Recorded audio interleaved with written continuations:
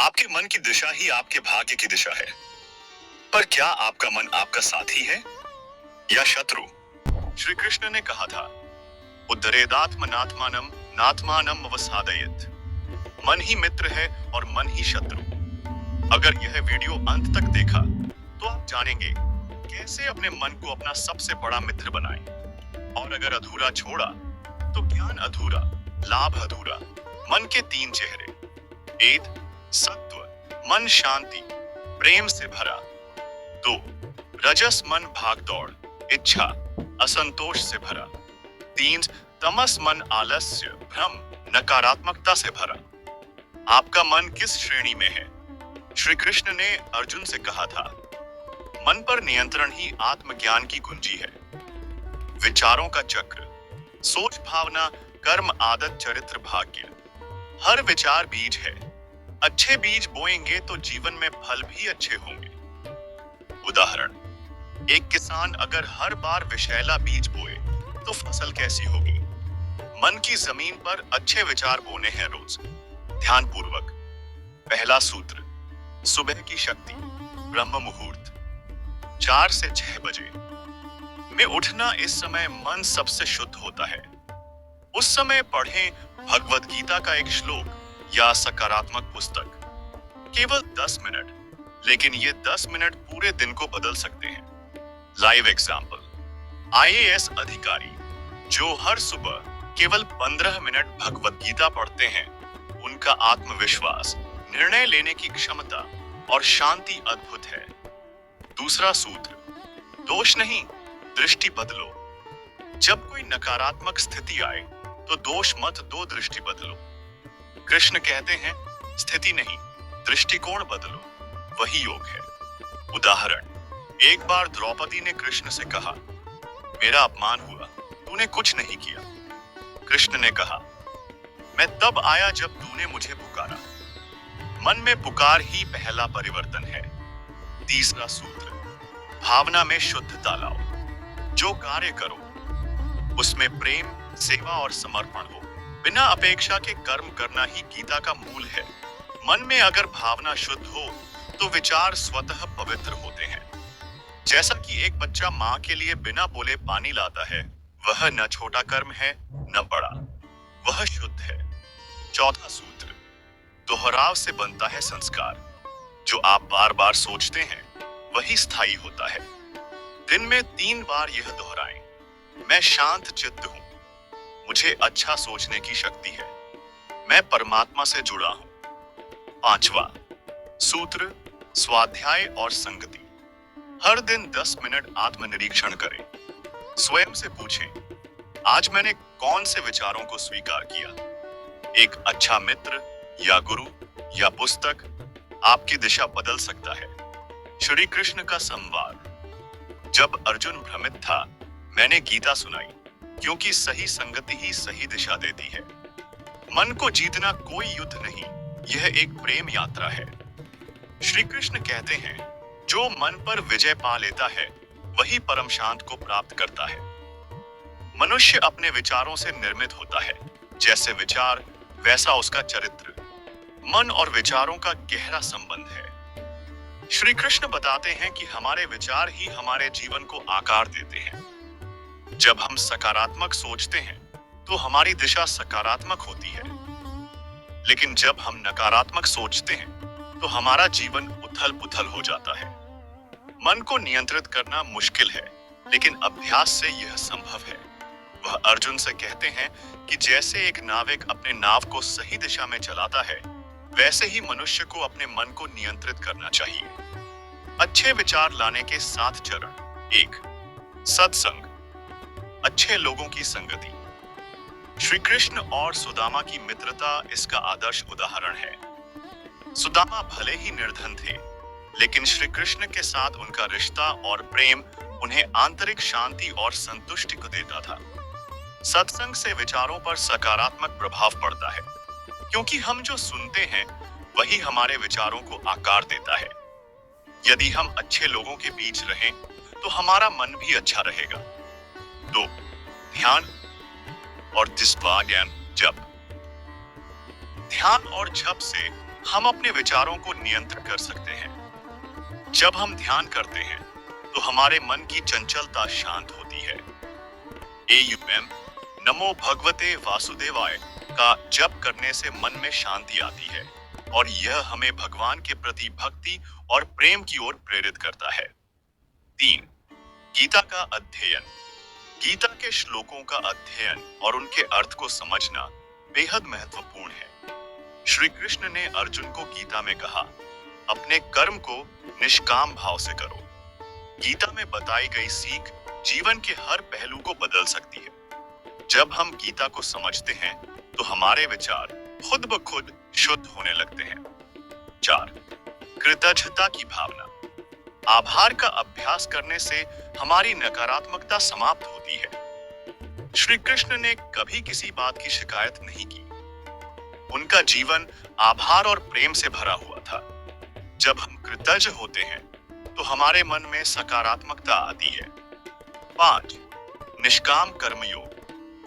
श्री कृष्ण ने अर्जुन को कहा, कर्म करो, फल की चिंता मत करो। जब हम निष्काम भाव से काम करते हैं तो मन में शांति बनी रहती है। सेवा का कार्य हमारे विचारों को शुद्ध करता है और हमें आंतरिक संतोष प्रदान करता है। 6. इंद्रियों का संयम। शरीर के इंद्रियों को नियंत्रित करना मानसिक शांति के लिए आवश्यक है। खाने, देखने, बोलने और सुनने में संयम रखने से हम अपने मन को शुद्ध रख सकते हैं। श्री कृष्ण कहते हैं, जो अपने इंद्रियों पर नियंत्रण रखता है वही सच्चा योगी है। 7. प्रकृति से जुड़ाव। प्रकृति से जुड़ाव मानसिक शांति और ताजगी लाता है। श्री कृष्ण का जीवन प्रकृति से गहरा संबंध था। वह गायों के साथ समय बिताते थे, यमुना नदी में खेलते थे। जब हम प्रकृति में समय बिताते हैं तो हमारी मानसिक स्थिति शांति और संतुलन में रहती है। अर्ध ज्ञान विनाश की जड़ है। आज के समय में बहुत से लोग आधे ज्ञान से भ्रमित हैं। सोशल मीडिया और इंटरनेट पर मिलने वाला आधा ज्ञान जीवन को उलझा सकता है। श्री कृष्ण का कहना है कि हमें केवल आधे ज्ञान से संतुष्ट नहीं होना चाहिए। हमें संपूर्ण ज्ञान प्राप्त करना चाहिए और उसे अपने जीवन में उतारना चाहिए। अश्वत्थामा का उदाहरण। श्री कृष्ण ने अर्जुन को बताया कि अश्वत्थामा ने युद्ध में अर्ध सत्य बोलकर अपनी जान गंवाई। यही कारण है कि श्री कृष्ण हमेशा कहते थे, संपूर्ण सत्य को जानो, आधा सच विनाशकारी हो सकता है। श्री कृष्ण कहते हैं, जो मन को जीतता है वह संसार को जीत लेता है। मन में अच्छे विचार लाने का अर्थ है अपने जीवन में शांति और संतुलन लाना। अच्छे विचारों से ही हम अपने जीवन को सफल और संतुष्ट बना सकते हैं। हम में से हर किसी को श्री कृष्ण के संदेश को अपने जीवन में उतारना चाहिए। यह जीवन केवल बाहरी संघर्षों का नहीं है, बल्कि यह आंतरिक संघर्षों को जीतने का भी है। इसलिए हर दिन 5 मिनट का ध्यान, गीता का अध्ययन और आभार का अभ्यास करें। अगर हम उनके संदेशों को आत्मसात करें तो हमारा मन शुद्ध होगा और हम हर संकट से उबर सकेंगे। श्री कृष्ण कहते हैं, युञ्जन्नेवं सदा आत्मानं योगी नियतमानस। जो योगी अपने मन को निरंतर नियंत्रित करता है वही सच्चे ध्यान का अभ्यास करता है।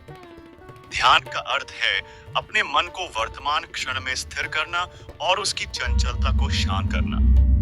जब मन शांत होता है तभी उसमें शुद्ध और सकारात्मक विचार आ सकते हैं। एक अशांत और व्याकुल मन में अच्छे विचार नहीं टिकते। ध्यान से विचार कैसे बदलते हैं? ध्यान हमारे अचेतन मन तक पहुंचता है, जहां हमारे अधिकांश नकारात्मक विचार छिपे होते हैं, जैसे डर, क्रोध, ईर्ष्या, द्वेष। ध्यान से मन शांत होता है, पुराने नकारात्मक भाव बाहर आते हैं और धीरे धीरे समाप्त होते हैं। इनर स्पेस ऑफ अतसीन एसेंस बनता है जहां सकारात्मक बीज बोए जा सकते हैं। श्री कृष्ण गीता में कहते हैं, शांतिम निर्वाण परमा मद संस्थाम अधिगच्छति। ध्यान से प्राप्त शांत मन अंततः भगवान में स्थित हो जाता है। ध्यान करने की सही विधि। 8. शांत स्थान चुनें। जहां कोई व्यवधान न हो, सुबह का समय सर्वोत्तम है। 2. बैठने की स्थिति, पद्मासन या सुखासन में बैठें, रीढ़ सीधी रखें। 3. श्वास पर ध्यान दें, आंखें बंद करें, सिर्फ अपने श्वास को आते जाते देखें। 4. श्री कृष्ण मंत्र जपें, एम नमो भगवते वासुदेवाय। यह मंत्र मन को भगवान से जोड़ता है और विचारों को दिव्यता की ओर मोड़ता है। 5. विचार आए तो विरोध न करें। यदि कोई नकारात्मक विचार आता है तो उसे देखें, उसे जाने दें। यही ध्यान की कला है, देखना पर टिकना नहीं। ध्यान करते समय कौन से सकारात्मक भाव लाएं? आप ध्यान करते समय ये 5 भाव संकल्प मन में दोहरा सकते हैं। 1. मैं शांत हूं। 2. मैं हर परिस्थिति में स्थिर हूं। 3. मुझे श्री कृष्ण की कृपा प्राप्त है। 4. मुझे हर दिन बेहतर बनना है। 5. मैं पूरे जगत के लिए शुभ सोचता हूं। इन भावों से आपका मन धीरे धीरे नकारात्मकता से ऊपर उठेगा। ध्यान के साथ अभ्यास। श्री कृष्ण अर्जुन से कहते हैं, अभ्यासेन तु कौन्तेय वैराग्येण च गृह्यते।